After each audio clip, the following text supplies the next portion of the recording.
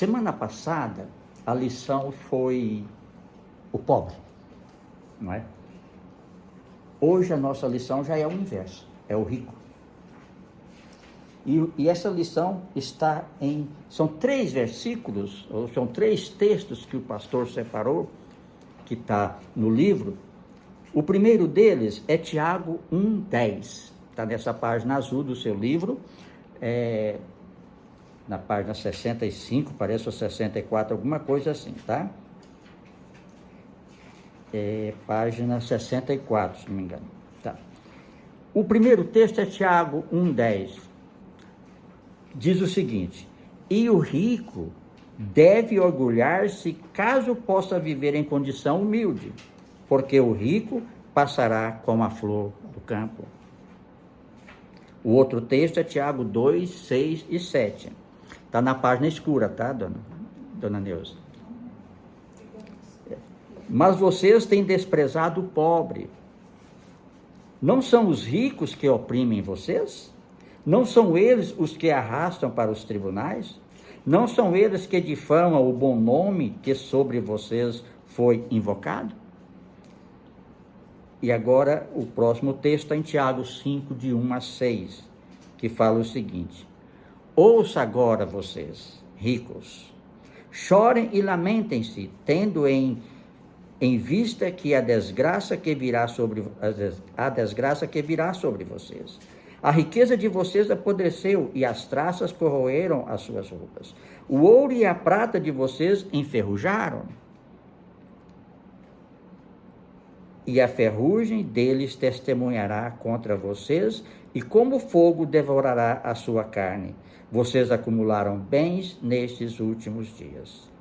Vejam, o salário dos trabalhadores que ceifaram com seus campos, o que vocês retiveram com fraude, está clamando contra vocês. O lamento dos ceifeiros chegou aos ouvidos do Senhor dos Exércitos. Vocês viveram luxuosamente na terra, desfrutando prazeres e fartaram-se de comida em dia de abate. Vocês têm condenado e matado o justo, sem que ele ofereça resistência. Muito bem. Conforme está no livro, na página branca agora, na outra página, na página 65, ele começa o texto, o pastor escreveu o seguinte: o rico em questão recebe tal juízo não por ser rico. Não é pecado ser rico, quando a riqueza é adquirida por meios lícitos, quando por meio dela se favorece aos mais pobres e quando ela não se torna um ídolo. A condenação aqui é sobre o rico opressor, que constrói o seu império à custa de sofrimento alheio. Neste caso, o juízo vem a galope e se manifestará repentinamente. Muito bem. O rico, quando obtém o conhecimento da verdade, ele aprende que aquilo em que ele antes confiava, a sua riqueza, no caso, é transitório. O rico, quando conhece a verdade, ou se torna um cristão e conhece a palavra, conhece a verdade, ele aprende que aquilo que antes ele confiava, que é o dinheiro, que é a riqueza, é transitório, vai passar. E ele passa, portanto, a discernir claramente o que está em Mateus 13, 22, o poder enganoso das riquezas. Está em Mateus 13, 22, isso. Isto lhe ajuda a ver os seus bens na perspectiva correta. Porque antes ele o via como a sua segurança, o seu poder. Mas agora que ele conhece a verdade, ele ajuda a ver os seus bens na perspectiva correta que Deus deseja que ele assim o veja. Ele aprende, portanto, que, primeiro, está lá em Mateus 6, 21, onde estiver o seu tesouro, aí também está o seu coração. Ele aprende isso, porque é fundamental. Isso das nossas vidas no dia a dia é certo. Onde está o seu tesouro, aquilo que você dá mais valor, o seu coração está ali. É a riqueza? O seu coração está na riqueza. É a pessoa X ou Y? O seu coração está na pessoa X ou Y. Onde está o seu tesouro, está também o seu coração. Ele aprende. E em se aprendendo, ele investe. O meu coração precisa estar em Deus e nas coisas de Deus. Por isso que a palavra do Senhor fala: buscai, pois, primeiramente o reino de Deus, a sua justiça, céus, e as demais coisas serão acrescentadas, terra. Não é? Por isso que é importante que a gente entenda isso. Ele aprende também que o rico passará como a flor do campo. A palavra fala nesse versículo 6:10 justamente isso. E o rico deve orgulhar-se caso possa viver em condição humilde, porque o rico passará como a flor do campo. Na verdade, todos nós vamos passar como a flor do campo. Mas o rico, como é que fala? O trauma para o rico vai ser maior. O rico que não conhece a Deus, mas que o seu coração está na sua riqueza, e não necessariamente em Deus e nas coisas de Deus. Ele aprende que o rico também passará. Esse rico, cujo coração está na sua riqueza, ele passará como a flor do campo. Ela hoje é bonita, a flor do campo, bonita, similar ao rico na sua opulência. A palavra fala isso, não é? Mas um dia ela vai murchar e vai cair. É uma comparação que Tiago fez. Passará o rico, cujo coração está na sua riqueza, o rico passará tal como a flor do campo. Hoje está tudo bem, está maravilhoso, tudo corre bem, porque a sua segurança está depositada nos seus bens, naquilo que ele tem. Tá? Ela pode ser bela, mas uma hora vai definhar, vai cair da haste, a planta antes atraente perde a sua beleza. É provável. Eu creio que Tiago, quando escreveu isso, que o rico passará como a flor do campo, ele estava se referindo a Isaías 46. Isaías 46, 40, de 6 a 8. Eu vou ler para vocês o que diz Isaías 40, de 6 a 8. Alguém está dizendo, clame, e eu pergunto, mas o que é que eu devo clamar? Agora presta atenção. Anuncie, isso é o profeta falando, anuncie que todos os seres humanos são como a erva e que toda a sua glória é como a flor do campo. Tiago certamente lembrou desta passagem de Isaías há 6 séculos, 7 séculos antes. Tá?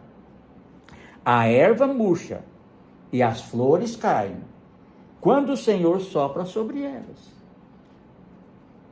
Então, quando o Senhor sopra sobre elas, as flores murcham e caem. Quando o rico, que também tem o seu coração depositado nos seus bens, vem um vento contrário, que ele não esperava, a sua riqueza não vai lhe ajudar muito. Vai ser um paliativo. A erva murcha e as flores caem quando o Senhor sopra sobre elas. Na verdade, o povo é como a erva. Então está falando no todo, o povo. A erva seca e as flores caem, mas a palavra do nosso Deus dura para sempre. Isaías 40, de 6 a 8. Certamente Tiago, quando pensou, ou quando foi revelado isso pelo Espírito Santo de Deus, trouxe até ele essa passagem de Isaías. Glória a Deus por isso. Assim também se desvanecerá o rico no seu modo de vida. O rico, diga-se, cujo coração está na sua riqueza. O rico cujo coração está em Deus, nós vamos ver mais adiante, que ele tem uma maneira diferente de direcionar os seus recursos. Ajuda o próximo, ajuda a família, dizima na igreja, oferta na igreja, etc. Então, ele está sempre pronto para ajudar quem possa estar precisando. O rico que conhece verdadeiramente ao Senhor. Bom, porque o rico, cujo dinheiro é a sua segurança, toda a glória é apenas como a flor do campo, murcha. Toda a sua glória, toda a sua ostentação, a sua opulência é como a flor do campo. Ela murcha e cai. A Bíblia diz em 1 Timóteo 6, ordene, olha só como diz, ordene aos que são ricos no presente mundo, que não sejam arrogantes. Isso é uma palavra de Deus. Ordene aos que são ricos no presente mundo, que não sejam arrogantes, nem ponha sua esperança na incerteza da riqueza, mas em Deus, que de tudo nos provê ricamente para a nossa satisfação. Ou seja, que não seja arrogante, mas ponha sua esperança em Deus e não na riqueza, e não nos bens. Ordene-lhes que pratique o bem. Aqui já está falando, quando o rico que conhece a Deus, ordene-lhes que pratique o bem, sejam ricos em boas obras, generosos, prontos a repartir. Dessa forma, eles acumularão tesouro para si mesmo, um firme fundamento para a era que há de vir, e assim alcançarão a verdadeira vida, uma vida coerente com as coisas de Deus. 1 Timóteo 6, de 17 a 19. Tremendo. Deus está nos alertando. Deus está dando-nos uma exortação. Para a nossa esperança tem que estar em Deus. A nossa segurança precisa estar em Deus. E não nas nossas riquezas, nos nossos bens. Porque essa pode passar. É como a flor do campo. Pode cair e murchar. E cai. Percebe-se aqui, portanto, tanto Paulo, que escreveu essa primeira carta aos Timóteos, como Tiago, orientam os cristãos a ver a vida de forma mais positiva e saudável em respeito à riqueza. Tanto Paulo como Tiago orientam os cristãos a ver uma vida de uma maneira mais saudável. Ou seja, não depositando. Porque com a pessoa que deposita a sua esperança e a sua segurança no dinheiro, ele vai servir ao dinheiro. E a Bíblia diz que não dá para servir a dois senhores ao mesmo tempo. Ou há de agradar a um e desagradar o outro. Paulo, como Tiago, orienta os cristãos a ver a vida de forma mais positiva e saudável a respeito da riqueza e também a nos esforçarmos para permanecer firmes na fé e não desviar para outras crenças e valores. A minha crença, os meus valores precisam estar centralizados em Deus. Que na medida que eu posso ser rico de bens, graças a Deus, riqueza é bênção, desde que o meu coração não esteja depositado nela. Não posso não me apegar aos bens materiais.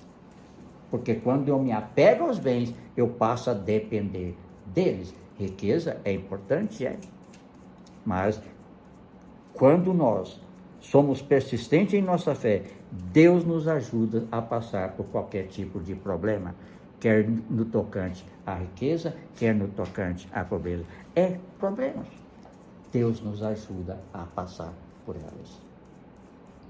Em síntese, de tudo isso que nós falamos aqui, em cima desse versículo que nós lemos, fala o seguinte, está lá em Hebreus 13:5.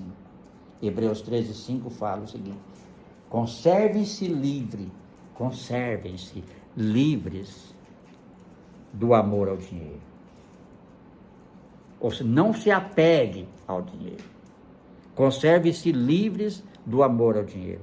E contentem-se com o que vocês têm. Contentem-se com o que vocês têm. Porque Deus mesmo disse: nunca o deixarei, nunca o abandonarei.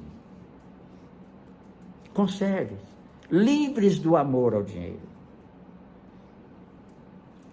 Ele é importante, é necessário, é claro. Nós trabalhamos para isso, para ter uma vida confortável, uma vida dentro dos moldes que nós queremos viver. Para isso nós vamos ter que esforçar e trabalhar, mas um trabalho justo e honesto, ele é abençoado. A riqueza é abençoada. Então, graças a Deus por isso.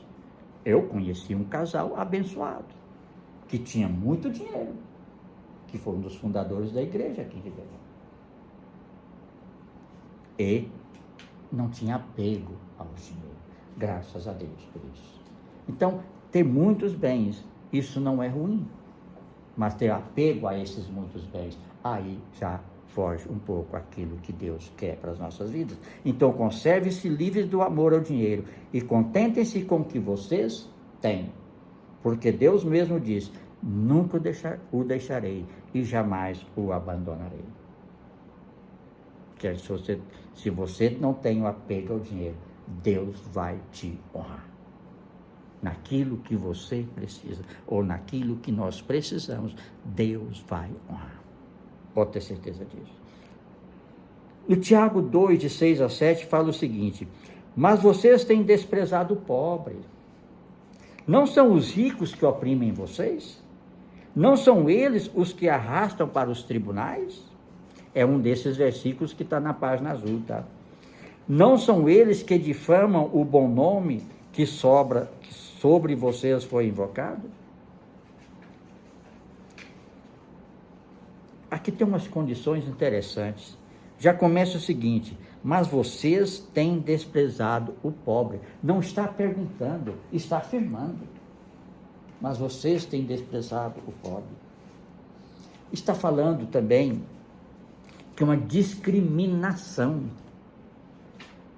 A discriminação tem sido uma prática comum na história da humanidade. Infelizmente, as pessoas muitas vezes julgam pela aparência. As pessoas costumavam discriminar as pessoas. Isso no contexto da época em que Tiago vivia, as pessoas costumavam discriminar outras pessoas baseada em qualquer característica externa, no contexto daquela época. Por isso Tiago escreveu isso. Tá? Em característica externa, como a raça, a classe, a cultura ou a religião. Diferente de hoje? Não. Não é diferente de hoje. Tiago escreveu isso no contexto da época. As pessoas costumavam discriminar outras pessoas baseadas em qualquer característica externa, como a raça, a classe, a cultura ou a religião. Nada diferente de hoje. Hoje já inclui a cor, tanta coisa que pode ser incluída aqui, não é diferente de hoje. Então, essa discriminação tem sido da prática comum na história da humanidade. Vai mudar? Não muda. Vai ser assim. Hoje você não pode falar mal de uma pessoa que está botando processo. É isso, é aquilo, é aquilo outro, está errado. Não é? A senhora é advogada, a senhora sabe disso. Então, amados, o objetivo de Tiago ao escrever isso é fixar em nós a atenção na incoerência dessa parcialidade. Nós não podemos ser parcial, ou só isso, é imparcial. Deus quer que nós sejamos coerentes com aquilo que nós cremos, com aquilo que nós professamos, com aquilo que nós aprendemos dele. Não são ricos que oprimem vocês? Isso estou falando é no contexto da época. Certamente Tiago está referindo a um tipo de conduta que existia naquela época. Não são os ricos que oprimem vocês? E hoje existe isso até nos dias de hoje. Os ricos oprimem os mais pobres. Patrões oprimem os seus funcionários simples. Existe em Deuteronômio uma passagem disso, sobre isso, tá? Retém o salário do seu funcionário, vai sofrer a paga por isso. Há uma característica dos ricos e dos grandes disposta a oprimir e esmagar os pobres. Isso no contexto da época. Um cristão naquela época, de Tiago, bem no início da igreja, não é? Bem no início da igreja, era alguém que não esperava justiça em nenhum outro lugar, senão em seu Deus. O cristão que vivia naquela época não esperava justiça em nada a não ser em Deus. Queridos, nos nossos dias também não está diferente. Ainda mais a nossa justiça que está aí. Então, nós fazermos a nossa parte em coerência com a palavra de Deus, que nós não vamos precisar da justiça dos homens e vamos viver a justiça de Deus. Esperar na justiça de Deus. Por isso que a palavra fala: buscai primeiramente o reino de Deus e a sua justiça. Não são eles que os arrastam para os tribunais? Ou seja, eles, os ricos, eram os perseguidores dos mais simples. Sem dúvida, muitos dos ricos estavam envolvidos na perseguição de cristãos e, sobre várias pretensões, eles os arrastaram para os tribunais judiciais. Isso no contexto da época. Esse relato mostra-nos como os cristãos foram oprimidos e maltratados pelos seus compatriotas judeus da época, que fizeram da lei um pretexto para afligi-los. Então, Tiago viveu toda essa experiência. Ele via a opressão dos ricos sobre os simples. De qualquer coisa, usava a justiça para oprimir. E certamente, nesse contexto, a corrupção era latente. Pode ter certeza disso, que isso não é diferente de hoje. Não é diferente de hoje. A administração da justiça estava, naquele momento, em um estado miserável de corrupção entre os judeus.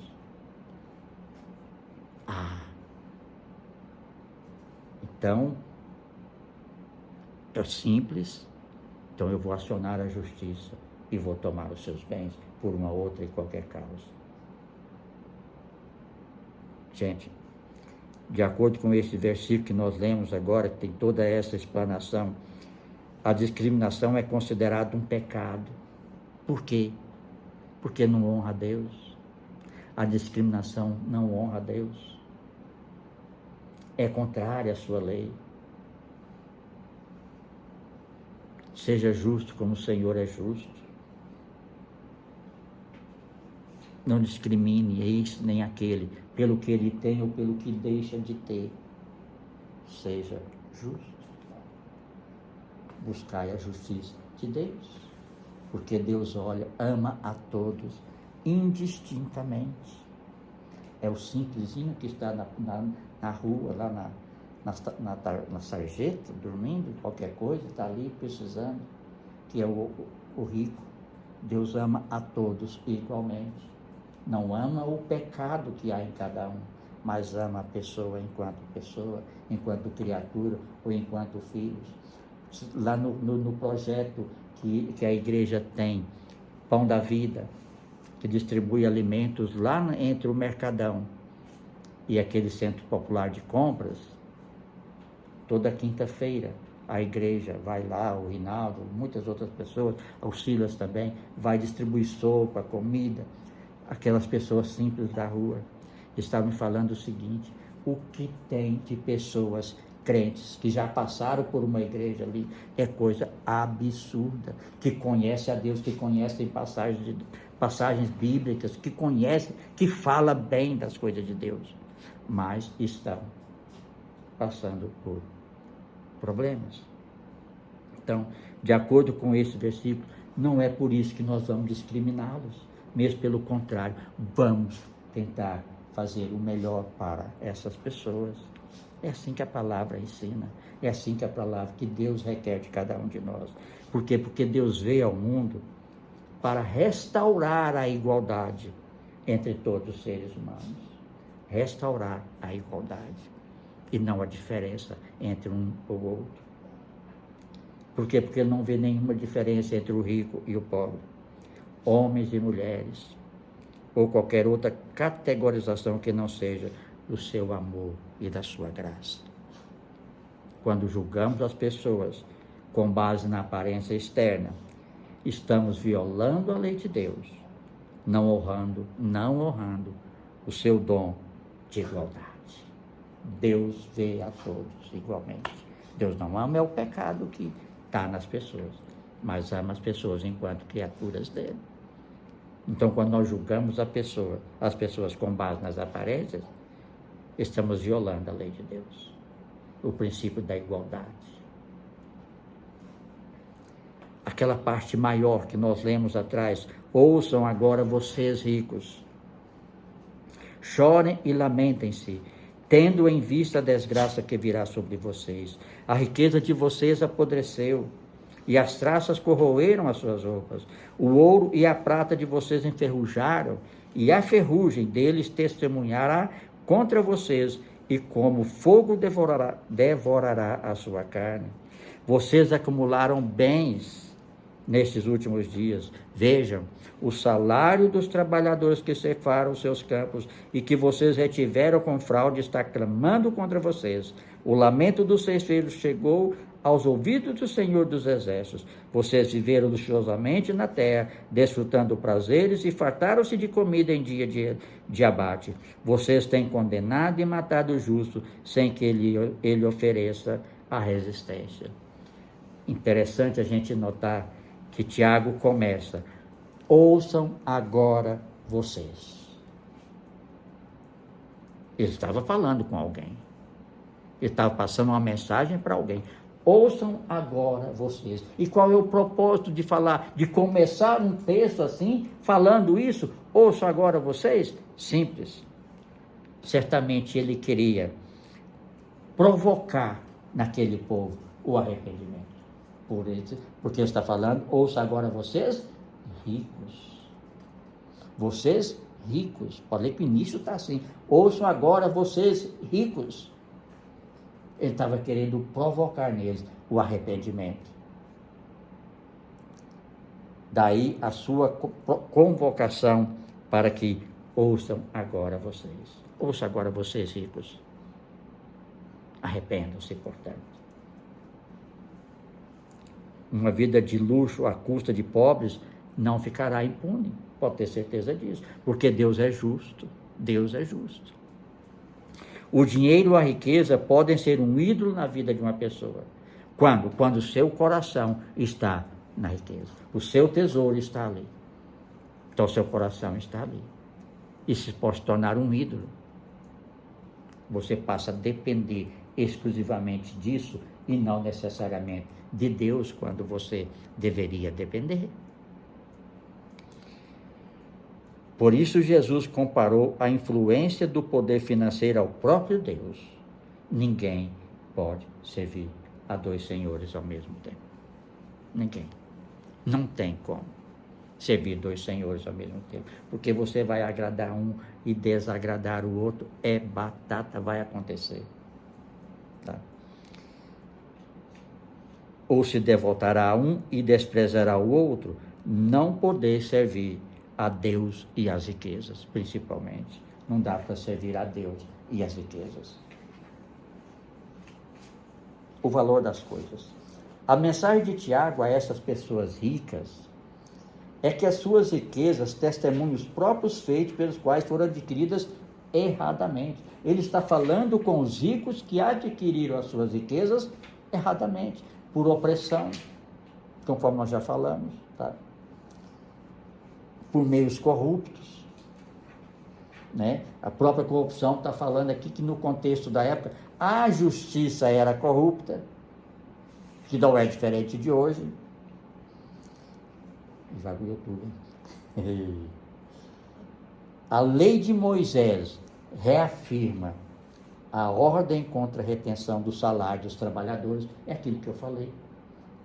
A lei de Moisés reafirma a ordem contra a retenção do salário dos trabalhadores. O que diz Deuteronômio 24:15? Pague o seu salário cada dia, antes do pôr do sol, pois ele é pobre e depende disso para viver. Deuteronômio. É a lei de Deus. Reter o salário do seu trabalhador. Se for combinado assim, assim se faça. Se é combinado pagar no dia 5, dia 5, ou no quinto dia útil, no quinto dia útil, ou se é X dia, é naquele dia, está combinado. Então não retenha o salário do seu funcionário, é que o Senhor está nos orientando lá em Deuteronômio, no livro do Torá. Pague o seu salário cada dia antes do pôr do sol, pois ele é pobre e depende disso para viver, para que não clame contra você ao Senhor e você seja considerado culpado de pecado. Por isso que eu falei, aquele que faz essas coisas erradas de salário ou de dinheiro, usa da má fé para com o simples ou com o trabalhador, não passará impune. Mais cedo ou mais tarde, a justiça de Deus vai acontecer na vida dessa pessoa. E aqui está falando para o empregador. Não retenha o salário do seu funcionário. Combinou assim? Assim faça. Bem? Por fim, para encerrar, hoje o tempo está bem legal. Como saber se o dinheiro tomou ídolo na nossa vida? Como saber se o dinheiro se tornou um ídolo na nossa vida? Ou seja, a minha prioridade, a minha dependência, a minha segurança no dinheiro. Quando saber se ele se tornou esse ídolo na minha vida? Primeiro, quando buscamos a nossa segurança nele. Quando buscamos a nossa segurança no dinheiro, esse dinheiro tornou ídolo na nossa vida, porque o nosso coração está ali. O nosso tesouro está ali. Segundo, quando buscamos poder no dinheiro. Eu tenho dinheiro, eu posso. Eu posso. Posso andar com um carro melhor, posso ter um melhor apartamento. É justo, é justo. Mas se foi adquirido honestamente, amém. Você pode ter essas coisas, mas não pode subir a você ficar o egoísmo, ou sei lá, a opulência, trazer com que você seja orgulhoso demais por isso, e por causa disso, você despreza o seu próximo. Não. Então, quando buscamos poder no dinheiro. Outra coisa, quando buscamos prazer no dinheiro. Quando buscamos prazer no dinheiro, quando buscamos poder no dinheiro e quando buscamos segurança nele, pode ter certeza, o dinheiro se tornou ídolo na sua vida. Se tornou ídolo na sua vida. E não é isso que Deus quer, tá? Não é isso que Deus quer. Quando buscamos prazer no dinheiro, ou seja, quando buscamos ter mais para ter mais prazer que a vida, as coisas, o mundo oferece. Eu tenho, então eu posso, eu vou fazer isso. Bom, muitos entram até em dívidas, tá? Para ter prazer no luxo e vai além, muito vai em dívidas que vai até além das suas posses. Eu conheço pessoas que faz isso, que anda em círculo a vida inteira, não sai do lugar. Conheço. A minha ex-esposa era uma pessoa assim, está andando em círculo até hoje, porque não administra os recursos que Deus dá corretamente. Entende? Então, às vezes faz dívidas para cobrir uma coisa, daqui a pouco faz outra dívida para cobrir aquela que era para cobrir outra coisa, e vira aquela, sabe? Oh, Deus, Que Deus tenha misericórdia. Sabe, queridos, quando buscamos prazer no dinheiro, e para curar esses 3 sintomas, é simples. Aqui a primeira que fala é quando buscamos segurança nele. O antídoto para isso é a nossa real segurança está em Deus. Eu não vou depositar a minha segurança no dinheiro ou na riqueza. A minha segurança está em Deus. Quando a minha segurança está em Deus, eu descanso nele. O descanso verdadeiro, sabendo que tudo que eu precisar, eu levo o meu coração a Deus e aprendo a depender dele e a viver na dependência dele. Quando a minha segurança está em Deus, eu aprendo a depender dele em todas as coisas. Por quê? Porque ele é a minha segurança. O poder não está na riqueza, o poder está em Deus. A consciência de que tudo pertence a Deus nos leva a dar glória a Deus por tudo que temos e descobrir que o poder é somente dele. Deus pode, Deus faz. Então o poder real não está na minha riqueza ou no dinheiro. O poder real está em Deus. E a Bíblia diz que eu tudo posso naquele que me fortalece.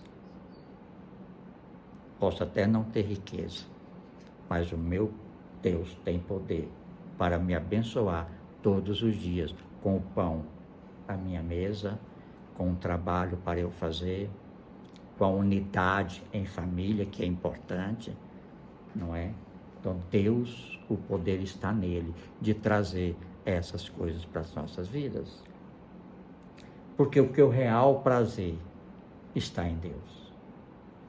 Quando entendemos que a providência de Deus para a nossa vida, podemos realmente descansar e desfrutar a nossa vida confiando nele, que ele cuida da gente, confiando que ele cuida da gente.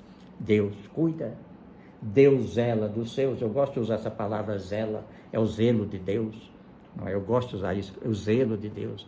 Gente, o zelo de Deus é maravilhoso. Quantos livramentos nós passamos e nem tomamos conhecimento?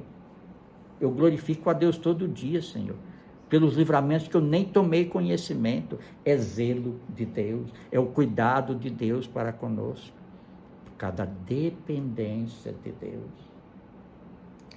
Não precisamos, quando nós entendemos que o real prazer está em Deus, não precisamos mais acumular para nos sentirmos seguros.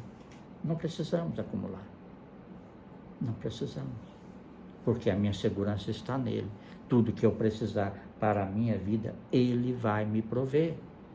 E a gente não precisa de muito para viver, não. Não é? Não precisa de muito para viver, não. Não precisamos mais acumular para nos sentirmos seguros, nem defraudar para ficarmos mais poderosos, e nem ter para nos sentirmos mais felizes.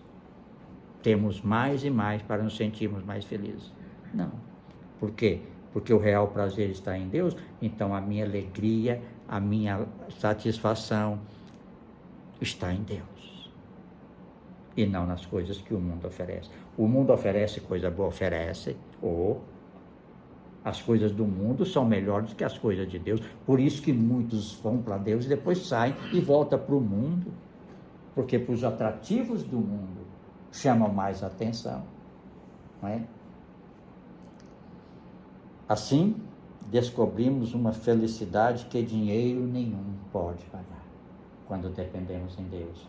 Quando o nosso prazer está em Deus.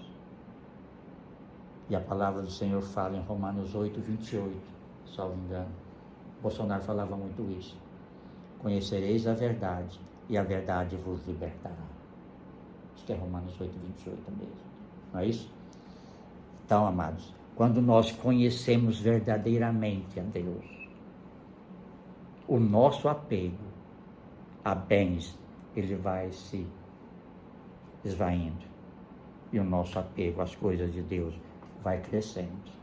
A nossa segurança em Deus vai nos trazendo cada vez mais paz no nosso coração. Isso é tremendo. Amém, amados? Era isso.